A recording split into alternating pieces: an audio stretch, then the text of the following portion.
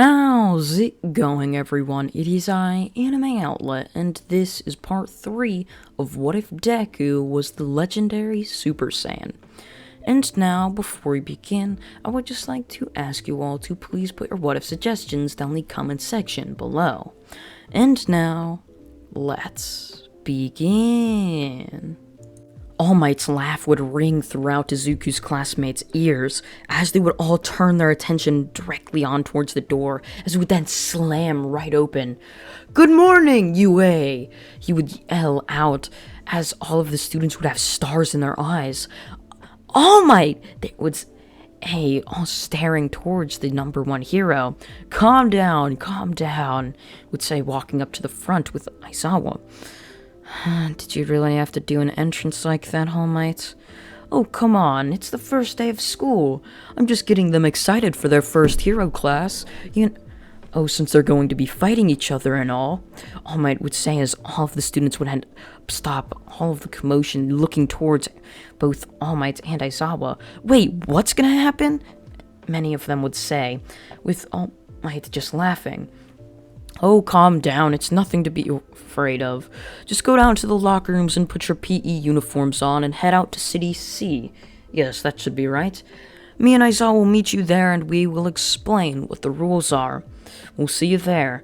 We cut forward to see all of the students looking down at their PE uniforms as we end up seeing All Might just smiling on before the last person would end up making it. Alright, now that everyone's here, we can begin with the explanation. This Heroes vs. Villains is going to be basically two teams of two, heroes and villains. Heroes have to find the bomb, heroes have to find the device, villains have to defend the device. Simple, easy, let's begin. First team, let's see. Let's go with Uraraka and Momo. Yes, and second team, Izuku and Mina. So, Izuku and Mina are going to be the heroes, while Uraraka and Momo are going to be the villains. So, the villain team go in and head the device within this building. You'll have 5 minutes to do so. It would say, once the 5 minutes were up, he would allow Izuku and Mina to both head into the building, as they would then both rush in. Izuku would end up telling her that they should probably split up, which she would agree with. Izuku and Mina would end up splitting up, as Izuku would end up turning a corner before trying to sense a very low amount of ki. You see, every single person had ki on the planet. However, it had dwindled so low since no one ever used it, as the ki levels in everyone continued to lower and lower as generations passed. As quirks continued to get stronger, the more powerful the quirk, the less ki you have, if that makes sense. So Izuku with Goku would learn that he doesn't have a quirk, and he wasn't human. He was rather a Saiyan. And so Izuku would end up sensing the ki of both Uraraka and Momo, as they would still be up on the top floor, presumably defending the device. He would also sense the ki of Mina rushing up to the top floor, as he would end up realizing she was just about to enter that room. Izuku, knowing he had no time to spare, would end up rushing to the stairwell, running up the stairs as fast as he could, before slamming the stairwell door open. "Mina, stop," he would say, however it was too late. She opened the door, as both Momo and Uraraka were waiting for her, with both of them having bow staffs in hand. They would rush Mina, or slamming each bow staff right into the side of each side of her head, as Izuku would in tackling the two down to the ground, as Mina would barely wobble out of the way. She would fall back onto the wall with her head completely spinning, having just gotten slammed by two bow staffs right into the side of her head. As Izuku would tackle both Uraraka and Momo to the ground, he would end up punching them both directly in the face, as they would end up getting up after Izuku would jump off of them. He would get into a stance as Momo and Uraraka would both rush Izuku just like they had done to Mina. However, this strategy wasn't going to work on Izuku.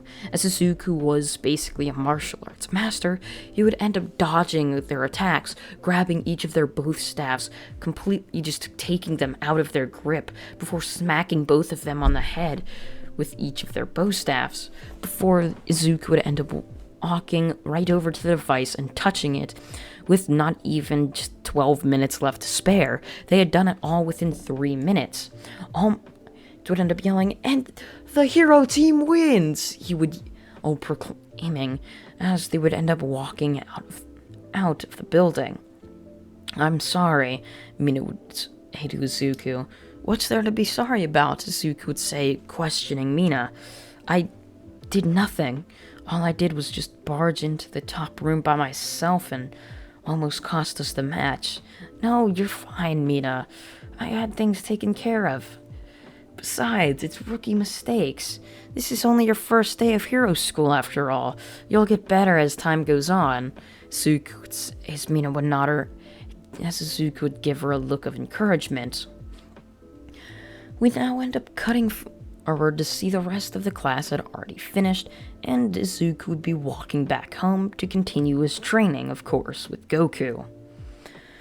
Now we end up jumping forward a day, as, just like always, the kids would be going and doing another heroing thing. Academics took a side role within the hero school, meaning Izuku was basically this was the right place for him to be. As academics, while yes important, they were only around 4 hours of their 10-hour day, 6 hours devoted to training, 4 hours devoted to academics. They'd wake up at 5 a.m., go to school from 6 to 4, and would end up going home. That's basically what their schedule was. It was quite a difficult day or long day, so they were training for 6 hours, but that's exactly what it meant to become a hero.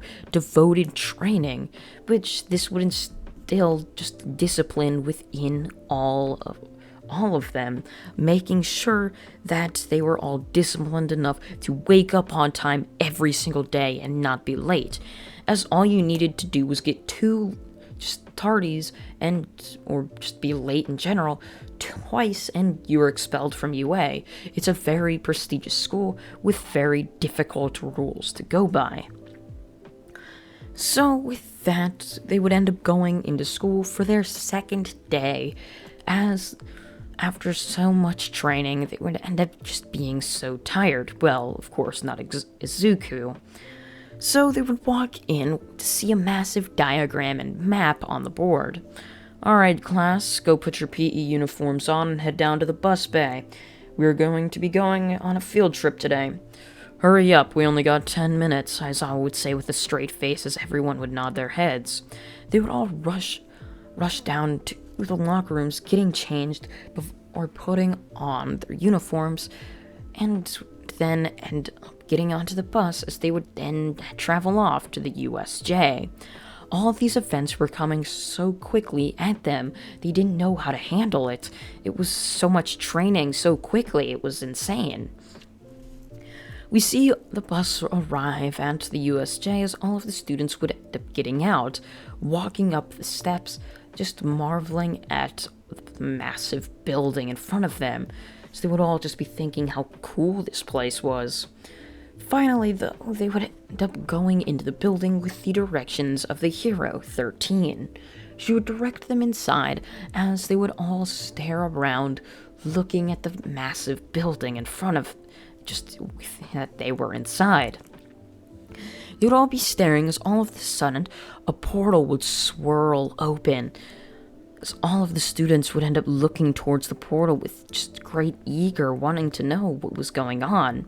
As all of a sudden, a blue-haired person would step out, and just hundreds more people, all just looking with a variety of different looks, would step out of this portal.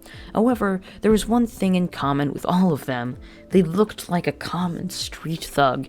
They were all just with an evil expression on their face, or an angry one at least. And they'd all be staring up towards Class 1A, looking towards Class 1A with a devilish grin on most of their faces. Izuku and his class would stare down towards them before all of them would end up yelling out, "They even have fake villains here too? This place is awesome!" Some of them would say. Even some of them would rush down the stairs to go fight them, as you gotta remember, these kids are still young. They're only in their first year of high school.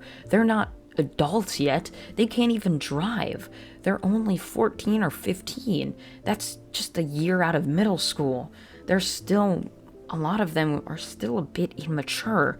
They're not as just disciplined as one like Izuku, who would get up at 3 a.m. every day to train with his father, Goku.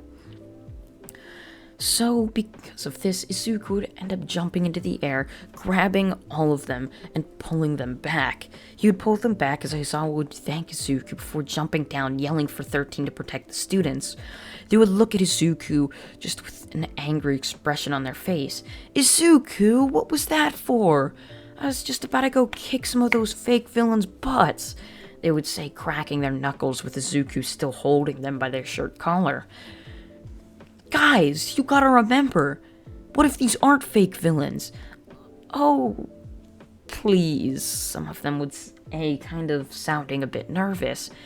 "You really think UA would just not have enough security to let in fake villains onto the campus? Please, that doesn't sound like UA. That UA wouldn't do something so stupid, could they?" Any of them would say, looking towards each other. However, Izuku would just facepalm, jumping down to help fight the villains with Aizawa. Aizawa would look towards Izuku, asking him what the hell he was doing, and that he needs to be up there being protected by 13. However, Izuku would just give Aizawa a blank look, saying that he needs help. He can't just defeat these hundreds of villains on his own. Aizawa would respond with, "You'd be surprised, but every bit of help just counts, I guess," would end up saying, as the two would end up fighting the villains together. Taking down the villains with ease, Shigaraki would watch with great interest. He had been told by All For One that there was just a great race of people that were insanely strong. However, he had been told this at the age of 10 and wasn't sure if this was just some old folk tale that was not true at all. He would see Izuku's just superhuman strength and would end up being like, not humans, alien race on Earth? Yeah, right, aliens don't even exist. It's probably just some crazy quirk or something, he would say to himself, as Shigaraki's mind had always just stayed on the fact that he's just not creator, but one of the people that had just brought him out from the darkest place he had ever been in, had just said there was aliens. He had thought All For One was one of the smartest people he knew, and that really didn't help. However, All For One died years ago in a fight between him and All Might. That's why his goal is to kill All Might, as he ended up killing his just master, or his first sensei or trainer, that is. As All For One didn't pick Shigaraki to be his successor. Shigaraki was his second heir, as his first heir happened to be one of the stronger of the two Saiyans that had happened to be on Earth all those years ago, twisting his mind and emotions into something he could manipulate, a powerful being that he was able to manipulate so damn well. However, sadly, it wouldn't end up helping him, and it wouldn't end up saving him from his death at the hands of All Might, as Shigaraki would be violently scratching his neck just at the thought that his plan to kill All Might was failing, and he would end up looking around, seeing All Might wasn't there. So, with a long outstretched finger, Shigaraki would point towards Izuku and Aizawa. "No, Mu," he would say in a just raspy voice. "Kill those two." The Nomu would stare towards them with a devilish look on its face before giving off a screech, rushing in right towards Izuku. And that is where part 3 of What If Deku Was a Legendary Super Saiyan comes to an end. I hope you all did enjoy it, and if you did, please consider subscribing, as it really does help this channel out, and you can even be notified when the other parts of this series do end up coming out. I thank you all for watching once again, and goodbye.